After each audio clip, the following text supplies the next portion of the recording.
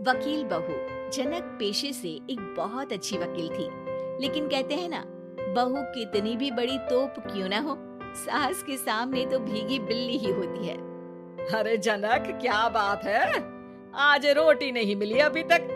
ये तेरा कोर्ट नहीं है जो आज फैसला ना हुआ तो कल की तारीख मिल जाए। रोटी तो रोज वक्त में चाहिए। हाँ। माँ जी, रोटी तो कब की बन गई। मैंने आपको कहा तो खाना खाने के लिए, आपने शायद सुना नहीं होगा। ओहो, जज नहीं हूँ मैं तेरे कोर्ट की, सास हूँ सास। कोई दलील फालतू की मत देना यहाँ। बहुत जानती हूँ मैं इन वकीलों को।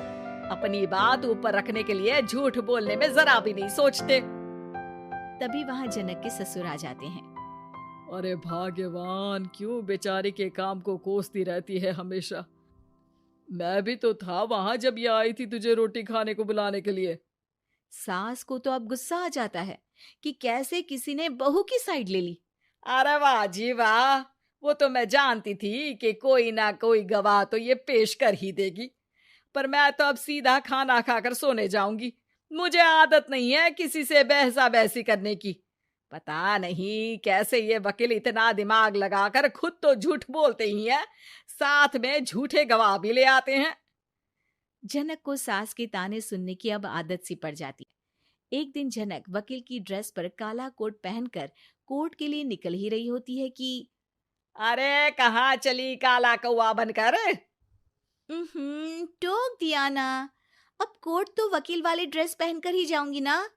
वाह भाई वाह, दामिनी तो मैंने भी देखी है। सन्नी पाजी ने ऐसा ही कोट पहना था और कहा था कि तारीख पर तारीख, तारीख पर तारीख। मतलब कि कोई बात करनी है तो बोलिए, वरना वक्त नहीं है मेरे पास खराब करने के लिए।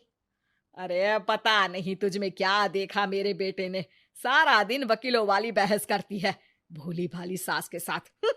अच्छा सुन, जो इतनी बहस मेरे आगे करती है ना, जरा अपने बॉस से कर ले, जो 1 साल भी ना हुए तेरी शादी को और काले कपड़े पहना दिए। अंदर जा और लाल कोट पहन कर आ, पता तो चले कि नई नवेली शादी हुई है। अरे माँ जी, कोर्ट में मेरा बॉस क्या करेगा? ये तो पूरे देश की ड्रेस है वकीलों के लिए। लेकिन सास तो ठहरी सास। अच्छा, तो कोई जरूरत नहीं है 2-4 साल कोर्ट जाने की।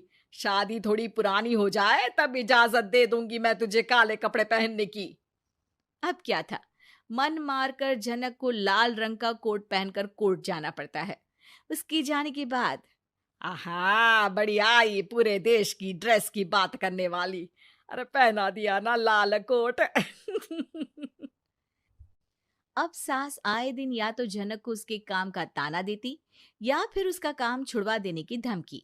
तंग आकर एक दिन जनक पति से कहती है, मैं सोच रही हूँ कि कोर्ट जाना बंद ही कर दूं। अरे क्यों यार, इतना अच्छा करियर है, क्यों छोड़ने की सोच रही हो? अरे लाल रंग का कोट पहनकर जाना पड़ता है। हर बात पर सास ताना देती है कि वकील तेज होते हैं, सवाल जवाब करते हैं, झूठी दलीलें देते हैं। अरे तो ठीक है ना, वो जो कहती है अपनी समझ से कहती है, लेकिन तुमको तो पता है ना कि सच्चाई क्या है। जनक को पति की बात से हौसला मिलता है कि तभी घर पर कुछ लोग आ जाते हैं। अरे आइए आइए पंच साहब, कैसे आना हुआ? अरे भाई साहब, सुना है कि आपकी बहू वकील है। तभी वहां सास आ जाती है। हाँ है तो, लेकिन क्या हुआ? फिर कहीं बहस कराई क्या? अरे हम तो खुद दुखी है उसके व्यवहार से। अरे भाभी जी, आपको तो पूरा मोहल्ला जानता है कि आप कितना बोलती है। फिर हम यहाँ बहू रानी की कोई शिकायत नहीं, बल्कि अपनी परेशानी लेकर आए हैं। ससुर जी खुश हो जाते हैं। हाँ हाँ, मैं अभी बहू को बुलाता हूँ। जनक वहां आती है, सबको नमस्ते करके बैठ जाती है। बहू रानी, हमारे गांव में बड़ी मुसीबत आ गई है। अब तो पूरे गांव की जिम्मेदारी मानो तुम्हारे कंधों पर है।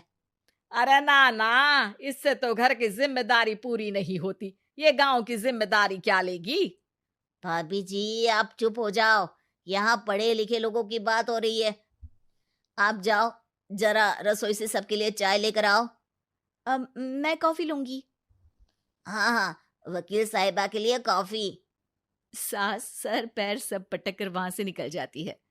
बहू, गांव में पानी नहीं आ रहा है, पड़ोसी राज्य ने हमारा पानी रोक रखा है।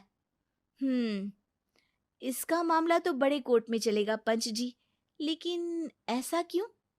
वो राज्य हम लोगों से पानी के पैसे मांग रहा है। अब आधे गांव में पानी की सप्लाई खत्म हो गई है बहुरानी।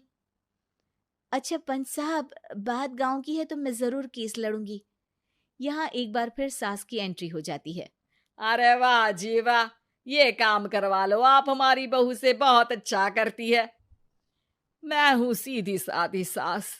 इस लड़की ने कैसे लड़ लड़ कर मुझे साइड कर रखा है, ये तो अब आपको पता चल ही जाएगा।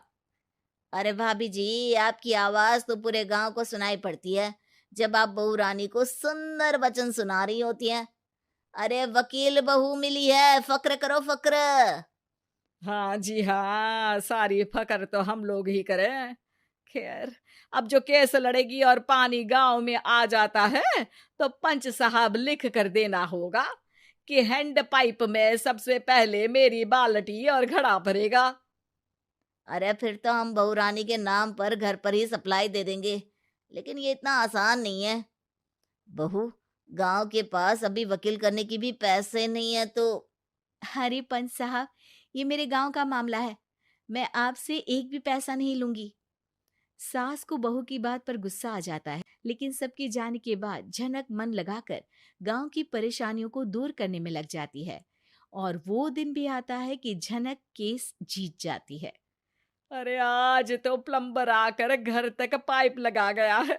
खुश हो जाओ, मेरे कारण तुम लोगों को घर के अंदर ही पानी मिल जाएगा।